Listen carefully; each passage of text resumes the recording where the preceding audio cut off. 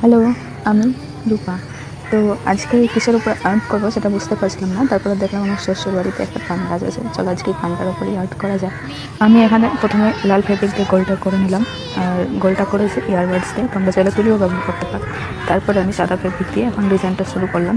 প্রথমে গোল গোল করলাম, যেটা কলকার ক্ষেত্রে খুবই ইম্পর্টেন্ট আর কি, যে কলকাটা সবচেয়ে বেশি চলে সেটা। তারপরে ওপরে একটা লোটাস করছি দেখো। আর হ্যাঁ, ডিজাইনটা দেখতে দেখতে তোমরা কেমন আছো অবশ্যই জানিও। তো দেখো আমার লোটাসটা কমপ্লিট হয়ে গেলো। এবার আমি অন স্ট্রোক দিচ্ছি, অন স্ট্রোকে ডিজাইনটা কমপ্লিট করবো। তো সেমভাবে নিচে তো আর লোটাস করবো না, নিচের ডিজাইনটা আলাদা রেখেছি। তো তোমরা দেখো ডিজাইনটা কেমন লাগছে। সেদিন খুবই ব্যস্ত থাকার কারণে আমি রোজ ভিডিও আপলোড করতে পারিনি, তাই এবার থেকে রোজ ভিডিও পেয়ে যাবে।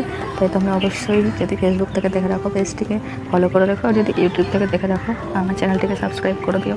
তো দেখো কথা বলতে বলতে ভিডিওটা শেষের দিকে চলে গেলো। তো এইগুলো আজকের পান পাতা ডিজাইন, তোমাদের কেমন লাগলো অবশ্যই জানিও।